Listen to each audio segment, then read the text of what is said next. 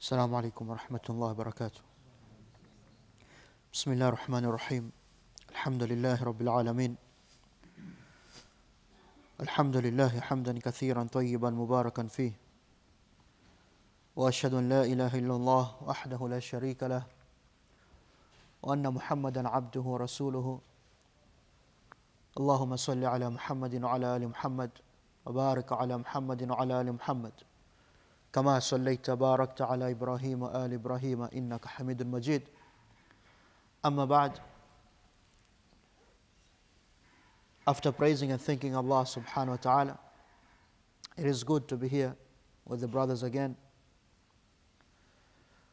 And as we started our previous lecture, which was on Surah Al-Ikhlas, قُلْ هُوَ اللَّهُ أَحَدٌ, today, inshallah, as we promised, we'll move on to the other two sister surahs of Al-Ikhlas, and that is Surah Al-Falaq and Surah Al-Nas.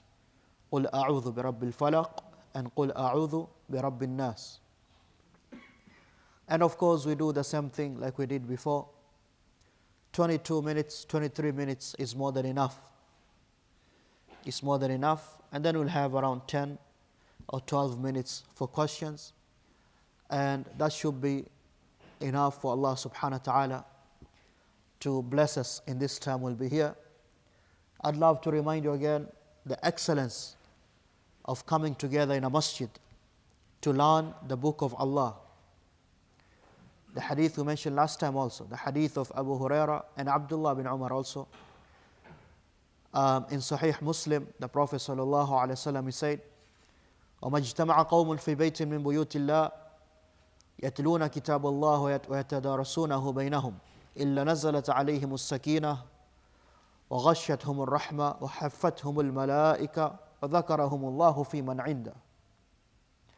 The Prophet sallallahu alaihi wasallam said, or before that, ومن سلك طريقا يلتمس فيه علما سهل الله له به طريقا إلى الجنة. Whoever of the Muslims puts effort, he treads on the path of seeking knowledge. He puts effort to gain Islamic knowledge, to know what Allah wants for him. Then Allah will make easy for him the path to Jannah, paradise. Because you cannot go to Jannah with ignorance. You have to know how to worship Allah. What does Allah want? What is the message of Allah? Whoever takes on the path of seeking Islamic knowledge, and this is part of seeking Islamic knowledge. You don't have to go to a university somewhere. If you can, that's good. Allah will make easy for him the path to Jannah. And there's no group of people who come together in any of the houses of Allah, meaning any masjid. يَتْلُونَ كِتَابَ Allah, reciting the book of Allah. وَيَتَدَارَسُونَهُ بَيْنَهُم, and studying it in between them. And that's what we're going to do. When you do that, the Prophet ﷺ mentioned 4 benefits. إِلَّا نَزَلَتْ عَلَيْهِمُ السَّكِينَةِ, Allah brings down tranquility, peace of mind, calmness of the heart. That's one of the benefits of studying the Quran in a masjid. وَغَشَّتُمُ الرَّحْمَةِ, and the mercy of Allah engulfs them. وَحَفَّتْهُمُ الْمَلَائِكَةِ, and their special angels. Their job is to find sittings like this. People who sit in the masjid to learn the deen. Their job is just to come and participate with them. And the greatest of all benefits, وَذَكَرَهُمُ اللَّهُ فِي مَنْ عِنْدَهُ, Allah mentions by name those people who do this kind of an action. Allah mentions and boasts to the angels who are closest to Allah. So we ask Allah subhanahu wa ta'ala to give us those benefits.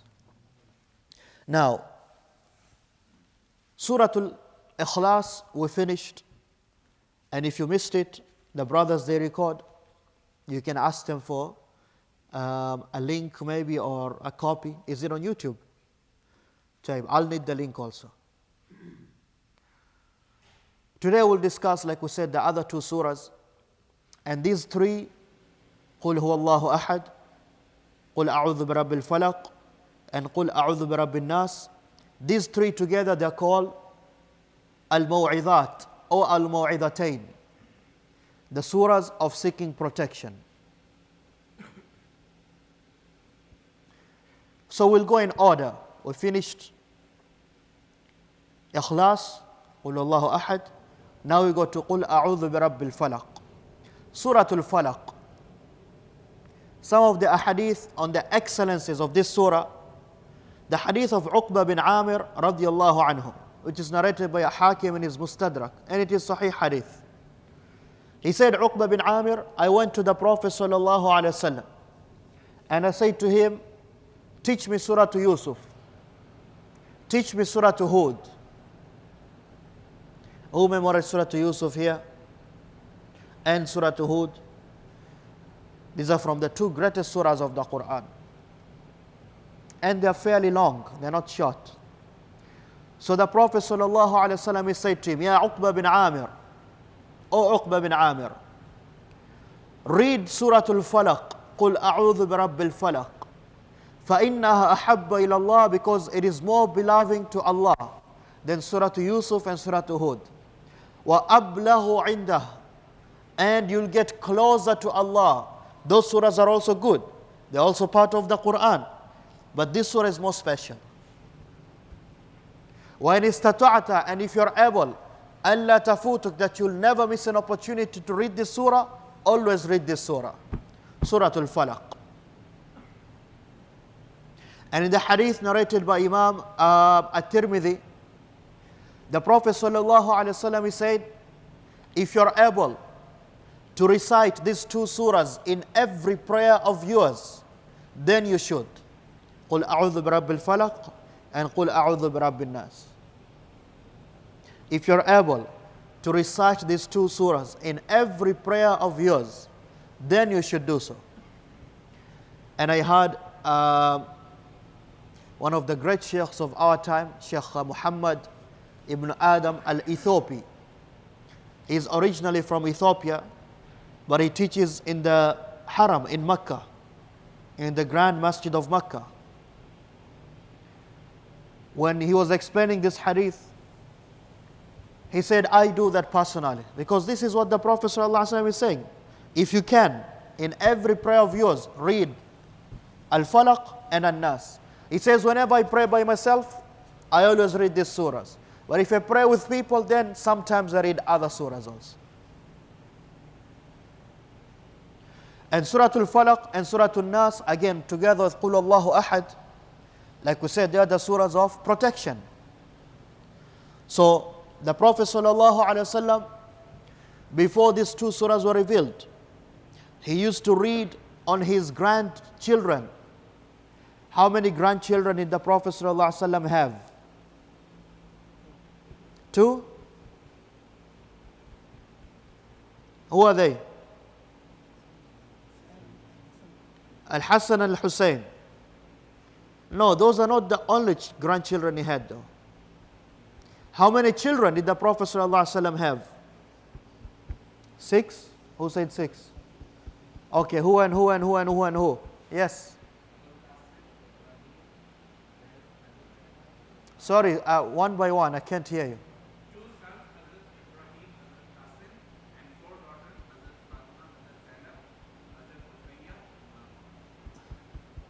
The other one, her name is one more? Kulthum. You missed one. Who did you miss? No. You missed one. He said 2 sons, Al-Qasim and Ibrahim, and 4 daughters, Fatima, who's the youngest by the way, and you said who? Ruqayya and Zainab, and the last one is Kulthum. There's one missing. Who's missing from the children of the Prophet sallallahu alaihi wasallam? Now, Abdullah, the Prophet had 3 sons and 4 daughters. Abdullah. Okay? These are 7 children of the Prophet sallallahu alaihi wasallam. All the sons, they died young. Abdullah died young. Ibrahim died young, Al-Qasim died young. But the daughters, they died after they were married. And all of them died before him, sallallahu alaihi wasallam, except Fatima. So you mentioned the children of Fatima. The other three daughters, did they have children or not?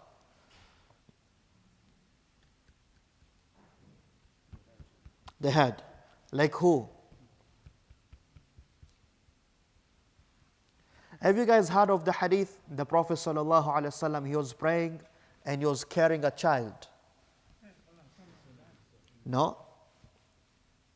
The child he was carrying is called Umama, the daughter of Zainab, his daughter, sallallahu alaihi wasallam. So he was carrying his granddaughter called Umama. So there were other grandchildren. There were other grandchildren. My point is, these grandchildren at night, before they slept, the Prophet sallallahu alaihi wasallam would read to them or on them to protect them. أعوذ بكلمات الله التامات من كل شيطان وهام ومن كل عين لامة. That is the dua he used to read on them, Hassan al-Hussein and the others. Until these surahs were revealed, he stopped that and he'll just read on them, قل هو الله أحد, قل أعوذ برب الفلق, and قل أعوذ برب الناس. That is enough protection. And the Prophet sallallahu alaihi wasallam, he said, ما تعوذ متعوذ. No one who seeks protection can protect himself with something better than this three surahs. They're enough for you. قل أعوذ برب الفلق, قل أعوذ برب الناس, and of course قل الله أحد. When do you read them for protection? Number one, it's part of the morning adhkar. The adhkar of protecting yourself in the morning for the daytime. And these adhkar, their time is after Salatul Fajr until sunrise. After Salatul Fajr until sunrise. If you missed or delayed, you can do it any time. But this is the time for this adhkar, protection of the morning. After Salatul Fajr until sunrise. So after you pray Fajr, you do your normal dhikr, the dhikr of every salah. And then you do part of the dhikr of protecting yourself. You read Ayatul Kursi, Allahu la ilaha illa huwa al-hayyul qayyum, and you read 3 times, Qul Allahu ahad, Qul a'udhu bi rabbil falaq, Qul a'udhu bi rabbin nas, in the morning. And then there are also the protection of the night in the evening. What is the time for them? From Asr to before Maghrib. From Asr to before Maghrib. You read again Ayatul Kursi, Allahu la ilaha illa huwa al-hayyul qayyum, and you read Qul Allahu ahad 3 times, Qul a'udhu bi rabbil falaq 3 times, Qul a'udhu bi rabbin nas 3 times. And then also the protection during sleep. Because me and you, human beings, when you sleep, we don't even know what is going on around us. So before you sleep though, it is different. Aisha radiallahu anha, she says, the Prophet sallallahu alaihi wasallam, before he would sleep, he would take his 2 palms, the palms of his hand, and blow in them and spit just a little. Like that. Like very tiny spit, not spit. Blow and spit a little. And then he would hold his hands and read Qul Allahu ahad, Qul a'udhu bi rabbil falaq, and Qul a'udhu bi rabbin nas. And then he would wipe off his body whatever he could, starting with his face and head. He would rub his body. And then he'll do that again. Spit a bit with blowing. قُلْ هُوَ اللَّهُ أَحَدٌ قُلْ أَعُوذُ بِرَبِّ الْفَلَقِ قُلْ أَعُوذُ بِرَبِّ النَّاسِ. And then he would wipe his body 3 times before sleeping. So these surahs, you read them at least how many times we have mentioned now? 9 times. Morning, evening, sleep, night. 9 times. For protection. And also you read them once, when? After every fard salah. After dhuhr, after fajr, dhuhr, asr, maghrib, isha, you read them one time. So how many times do you read these surahs in a day? At least 14 times. I'm going to ask you, brothers, maybe the sisters are up there also. Something which you read 14 times a day.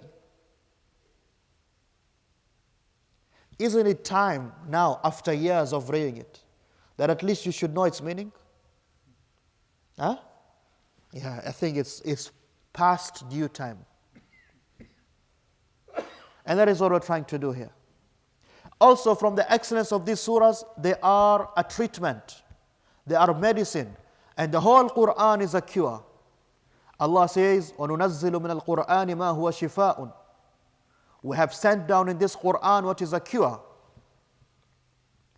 But these three surahs specifically, Aisha radiallahu anha, she says in Sahih al-Bukhari, كَانَ إِذَا اشْتَكَى النَّبِيُّ صَلَّى اللَّهُ عَلَيْهِ وسلم, when the Prophet صلى الله عليه وسلم will be sick, he would read these surahs and then he would blow in his hands and wipe over his body or the place of pain. And when he became sick, his last sickness, when he died, sallallahu alaihi wasallam, he could not do that. So I read for him and I blew in his hands and wiped over his body with his hands. So they are also a treatment. And the Quran will benefit you according to how much you believe in Allah, your tawakkul, how much you rely on Allah. Allah has told you it's a cure. But most of us, we have this problem. We want to call the Maulana and the Sheikh to read Quran in our houses. We don't read ourselves. No. Allah did not reveal the Quran for the Maulana and the Sheikh. It's for everybody, it's for you as a Muslim. It's very important. So these are some of the excellences of these surahs. Now a brief tafsir. Yarhamkallah. Allah says, Bismillahir Rahmanir Rahim. Qul a'udhu bi Rabbil Falaq. What does qul mean? For those of you here last class, which was 2 weeks ago. It means say. Whenever you see qul in the Quran, mostly it is a command. Qul is called fi'lu amr. It is a command. When you say, you're commanding someone. Allah is commanding His Prophet ﷺ to say, meaning proclaim, preach, teach the people openly. A'udhu. I seek my refuge. I seek my protection. I seek refuge or I seek protection. Protection is a better word. Because someone can give you refuge, but they cannot protect you. But anyone who protects you, they give you refuge also. I seek my protection. Where do you seek it? Where do you get it? What is the source? Bi Rabbil Falaq. By the Lord of Al-Falaq. I seek my refuge by or from the source of it. Where does it come? The Lord of Al-Falaq. That is why this surah is called Surah Al-Falaq. What does Al-Falaq mean? Naam? Try, don't worry. The morning. Anybody else? The sky.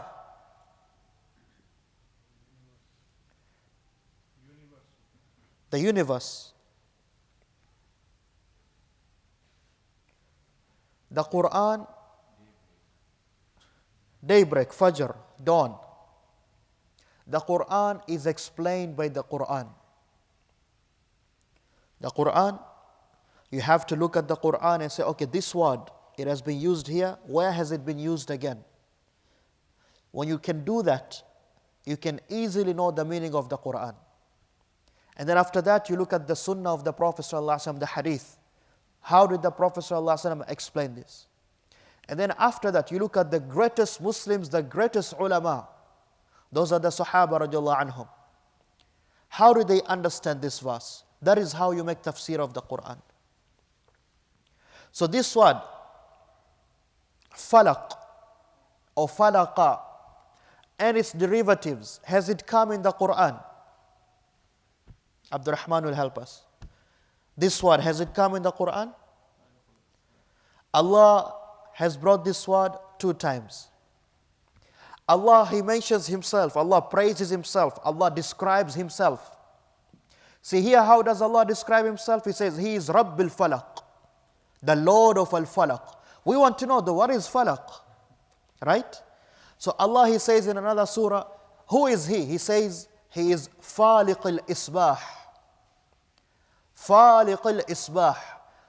Falaqa, literally, Arab language, it means to break, to bring forth, to split, to make something visible after it was hidden. So Allah described Himself as Faliqul Isbah. He is the one who brings forth dawn, Fajr, daybreak. It is complete darkness, and then all of a sudden Allah brings what? Light. That is one of the greatest signs that Allah is the one true God. So He is Faliq al-Isbah. So that meaning you mentioned is correct. Allah is Rabbil Falaq, the Lord of daybreak, dawn, Fajr. But Allah also mentions this word another place. Where? Allah says about Himself, Faliq al-Habbi wal-Nawa. He is the one who splits the seed and the pit. You know the seed. When you eat dates, what is inside the date? Seed. Most of you are from India, Pakistan, maybe Bangladesh, or wherever you come from. You like mangoes. Ah, see, you're laughing. What is inside that mango? A seed. Apples, seed. Everything has a seed.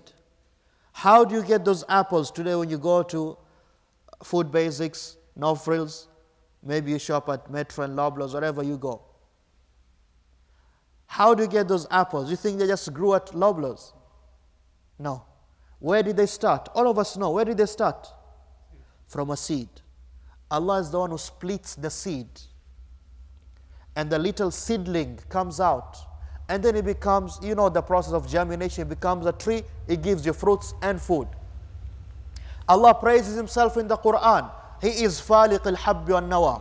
He is the one who splits that seed. So Allah is Rabbil Falaq, the Lord of all the splitting of the daybreak and the splitting of the seed.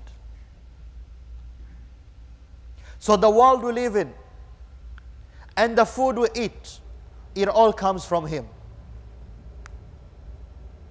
So if He has the power to bring you light after darkness, and He has the power to bring you food from one little seed, then you know He has the power to protect you. Qul, say, A'udhu, I seek my protection. From who? Bi Rabbil Falaq. From the Lord of the splitting, the Lord of daybreak. What are you seeking protection from? Whatever comes in this surah after that is what you're seeking protection from. Min sharri ma khalaq. From the evil of what He has created. No evil comes from Allah. As the Prophet ﷺ said, وَالشَّرُّ لَيْسَ إِلَيْكَ. Evil does not come from Allah. But the creation of Allah, it brings evil. Yes, at the end, nothing happens without Allah's decree. But we humans, animals, jinns, we bring evil. You seek Allah's protection from the evil of His creation. Look, instead of saying, I don't want to give bad examples, but I'm just giving examples. Don't take them literally. I seek Allah's protection from this king and that ruler and that policeman who always is at the corner of Kingston and Harmony, whatever street you exit, you know, and that bad neighbor and you say from the evil of His creation. Simple. Everything is there. Subhanallah. Min sharri ma khalaq. Number one.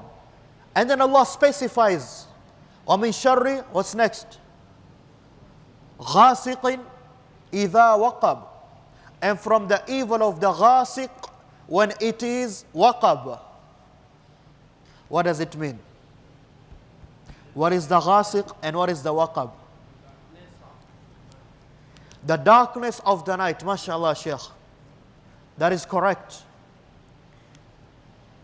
Ghasiq is the darkness of the night, إِذَا وَقَبْ, when it comes.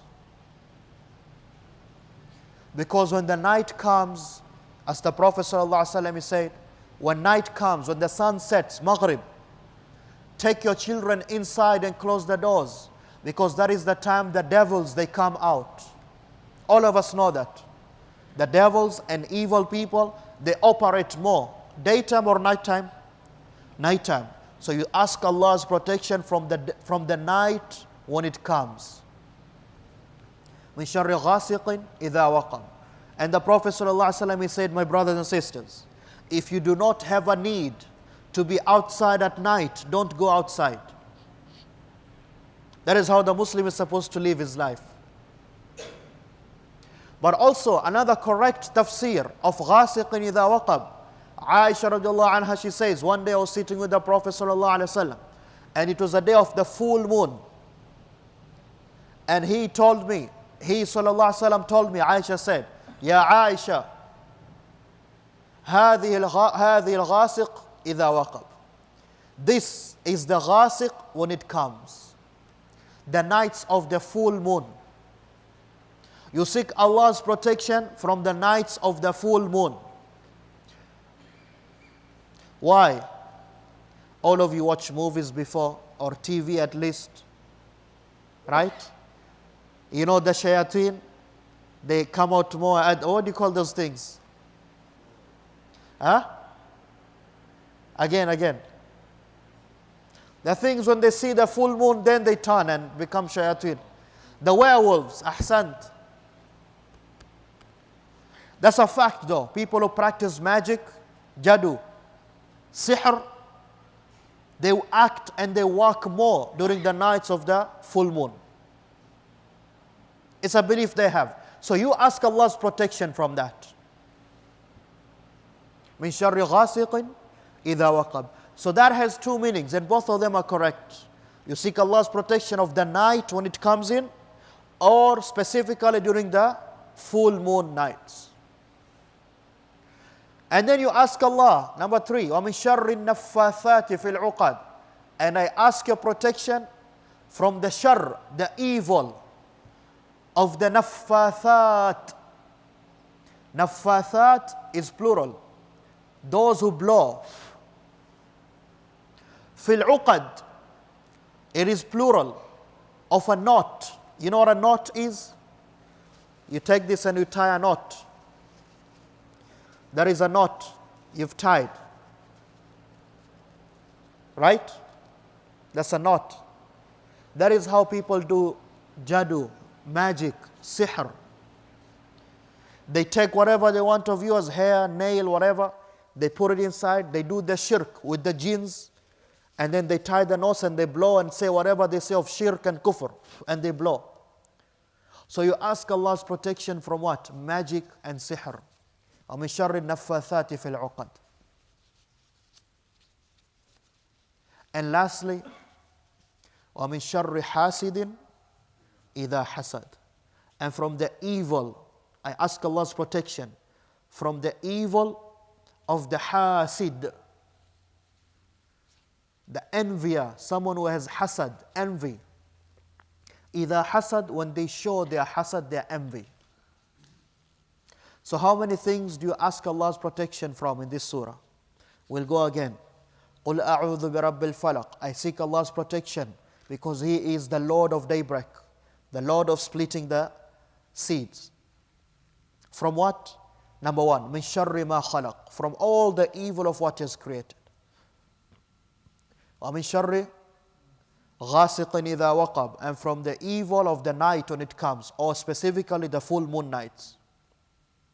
وَمِنْ شَرِّ نَفَّاثَاتِ فِي الْعُقَدِ. And the evil of the magicians, those who blow in the knots. وَمِنْ شَرِّ حَاسِدٍ إِذَا حَسَدٍ. And from the evil of the envier when he envies or when she envies. Before I continue, we said how many times do we read this surah at least every day? So you ask Allah 14 times of the day to protect you from these 4 things.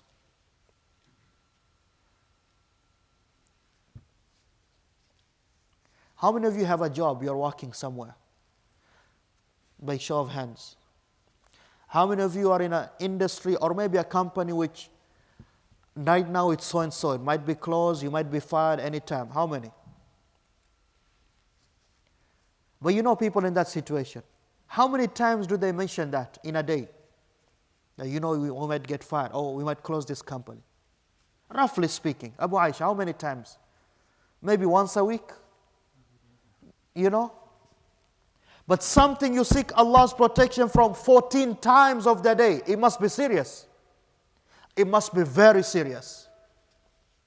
That 14 times of the day you ask Allah to protect you from the evil of His creation, and from the night when it comes in, and from the magicians, and from the envier, the hasid. That is not something light, that is something pure evil. And it shows you need Allah's protection. We human beings were nothing without Allah. What is hasad? Very briefly. Hasad. You can say jealousy. What does that mean? Tamanni zawal al-ni'mah. In English? I'll translate for you. The brother says it is to wish that someone's blessing is removed. That is the higher level of hasad.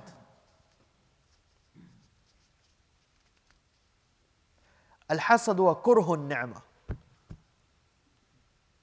Hasad is when you see another Muslim, especially or a human being, he is blessed by Allah, and you do not like that. In your heart there's something. Or even worse than that now, the bigger level of hasad is like our brother said, is that you don't even, not just dislike it, you wish that Allah removes it from this person. Anything, I want you to listen to me. Many of us we think, no, I don't have that. No. Anything. Allah made your brother or your sister for that matter. They are more rich than you, they are wealthier, and you do not like that, something in your heart. That is hasad. Allah has made someone else more intelligent than you. You do not like that. That is hasad. Allah has made someone else, they have a greater position, authority more than you. You do not like that. That is hasad. Allah has made someone, they're fairer than you, they look better than you, skin color, whatever it is. You do not like that. That is hasad. Allah has made someone more educated than you.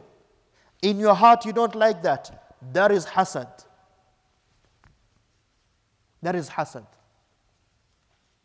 It is a big problem. It destroys the society. It destroys your deen. A Muslim, when you see someone else, Allah has blamed him or her, Allah has blessed, him or her, with whatever it is, like we said, education, position, beauty, wealth, you should say, MashaAllah, Barakallah. May Allah bless him. If you want the same, the one who gave him can give you. Allah says, وَلَا تَتَمَنَّوْا مَا فَضَّلَ اللَّهُ بَعْضَكُمْ عَلَى بَعْضٍ لِلرِّجَالِ نَصِيبٌ مِمَّا اكْتَسَبُوا وَلِلنِّسَاءِ نَصِيبٌ مِمَّا اكْتَسَبْنَ وَاسْأَلُوا اللَّهَ مِنْ فَضْلِهِ. Do not wish for what Allah has given other people. You envy them. No. Allah has given everyone their portion. If you want the same, وَاسْأَلُوا اللَّهَ مِنْ فَضْلِهِ. Ask Allah to give you from His favors. Simple. So you ask Allah's protection from the envier. You know why? Like I said, these 4 things, they're serious. Because hasad, it is everywhere. So this is Surah Al-Falaq. What is the main theme? What is the main teaching? Protection. Okay, but that's not the goal. What is the goal of the surah? What is it teaching you? Very good. That your trust, and specifically here, is the worship of what? Seeking protection. should only be from Allah. قُلْ أَعُوذُ بِرَبِّ الْفَلَقِ. I seek my refuge from who? The Lord of daybreak. So when you take that and give it to anyone else, you have committed shirk. Because that is only for Allah. So when you believe you go to someone and he does magic for you, or he can protect me, that is shirk. When you believe that someone will give you a ring and you wear this ring, with a red top, a stone which is reddish and whatever, or this protects me, that is shirk. Or I'll tie a string to my head and that protects me, that is shirk. Or if I tie this on the top of my bed, no shaitan comes, that is shirk. Or even some of us, subhanallah, you say if I put a mushaf, Quran, on my window, then no shaitan comes to my house. Shaitan come to the masjid. There's a million mushafs here. People read Quran every day. The Quran is for you to read so that Allah can protect you. You read this surah, we said at least how many times? 14 times. Not you take the Quran and put on your window. No. It teaches you what? You should rely, depend, seek your protection from Allah. And this is the same theme, the same message from the next surah, Surah Al-Nas. We went above our time. Should we stop and continue next Friday? Okay, so we'll continue Surah Al-Nas next time, inshallah. 2 minutes. Do you have questions on our topic? On our topic. If you have questions, ask. This is how we're going to do it. Half an hour is more than enough. Half an hour is more than enough. I believe so. Yes, Akhi. Are you here every Friday? It's the first time for me. That's the question you should not ask. I wish, but I don't know. But next Friday I will come, inshallah, because I'm free next Friday for sure. The Friday after I will not be here. That's definite. So next week I'll come, inshallah. We have to finish these 4 surahs at least. An-Nas and then Al-Kafirun. Sorry? An-Nas and Al-Kafirun. These 4 go together, remember? We should be able to finish, inshallah. Any more questions? Like you said, this surah protects you from magic and stuff like that. If magic has already been done, does it break? Yes, in fact, that is the time these surahs were revealed. When the magic was done on the Prophet sallallahu alaihi wasallam. And Jibreel and Mikael, they brought these surahs. And that's how the magic was broken. These are the greatest surahs. Remember, the Prophet ﷺ said what? No one who seeks protection can seek protection more than with these surahs. Again, we have to know their meanings. So when we read them, they come from the heart. When you say, قُلْ أَعُوذُ بِرَبِّ الْفَلَقِ, you should humble yourself, lower yourself, and like you're actually begging Allah, oh Allah, I'm seeking your refuge. That's the problem. Sometimes shaitan comes and whispers to us and say, A'udhu billahi minash shaitanir rajim. He just continues. Because your A'udhu billah, it just comes from your tongue. It should come from your heart. That, oh Allah, I'm seeking your protection, protect me. That is the importance of knowing the meanings. But yes, even after someone is sick, general sickness, or specifically evil eye, or hasad, envy, or magic, these are the surahs. Now, very good question. My question is on the Mushaf. So we know that Quran is a holy book. What if the intention is because of the holiness in the book, and I put that maybe on the window or maybe at other places that may Allah seize the opportunity of the holiness in the book and protect. Not that I'm putting my intention in the book itself. Is that wrong? That's a very good question. Very good question. But we as Muslims, who do we follow in everything of ours? Who do we follow? Our Prophet Muhammad sallallahu alaihi wasallam. Allah revealed to him this message and told him, you show them how to become good Muslims. Such that, never forget this, there's nothing in this religion except that it taught you. Even the manners of the washroom, right or wrong. Even how you go to the washroom, how you clean yourself, we are taught that. So these other big matters, he taught us everything. So if you ask the question, did the Prophet ﷺ ever in his life take a piece of the Quran and write and then put it on his window? Or under his bed? No, he never did that. But he said so many times, all these hadith I mentioned, he said, read Surah Al-Falaq, read Surah Al-Nas. This time read it, that time read it, this time read it 3 times. This time take your hands and spit and rub yourself. So if that was good, he would have done it. There is a principle in this religion. There's nothing good except that he, sallallahu alaihi wasallam, he would have done it. If he did not do it, we do not do it. That is why he said the Quran is a protection for you yourself to read. Read. Yes. Last question. If the sisters have questions, how do they transmit them?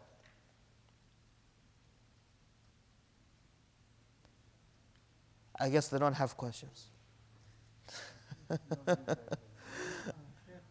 the surah after the Fajr prayer or from the dawn to the sunrise, which one is to be followed? Okay. These surahs, they are to be read one time after every prayer. Fajr, Dhuhr, Asr, Maghrib, Isha. This doesn't change. After every prayer, you read Ayatul Kursi, Allahu la ilaha illa huwa al-hayyul qayyum once, and these surahs once. Now, in the morning and the evening, there's the special protection. It's not part of the dhikr of salah. It's not part of it. So you can leave after you sit, you pray Fajr, you do your one time. You go home. As long as it's before sunrise, you read these surahs 3 times. This is the protection for the day. Same thing, Asr. After you finish Asr, you read it 1 time. That's for the salah. You can go out, maybe go to a job, but make sure before Maghrib, you read them 3 times. That's the protection for the night. 3 times each surah. And it's better if you read Qul Allahu Ahad, Qul A'udhu bi Rabbil Falaq, Qul A'udhu bi Rabbin Nas. And then you repeat Qul Allahu Ahad, Qul A'udhu bi Rabbil Falaq, Qul A'udhu bi Rabbin Nas. Like that. Some people will tell you it's okay if you read Qul Allahu Ahad, Qul Allahu Ahad, Qul Allahu Ahad, Qul A'udhu bi Rabbil Falaq, Qul A'udhu bi Rabbil. It's okay as long as you read them 3 times. So I guess we'll see you. In the protection, no. Surah Al-Kafirun is related to these surahs, but not in the protection. The Prophet ﷺ did not mention it in this protection. I'll see you guys next week, inshaAllah. Subhanakallahumma bihamdik, shadu an la ilaha illa anta astaghfiruka wa atubu ilayk.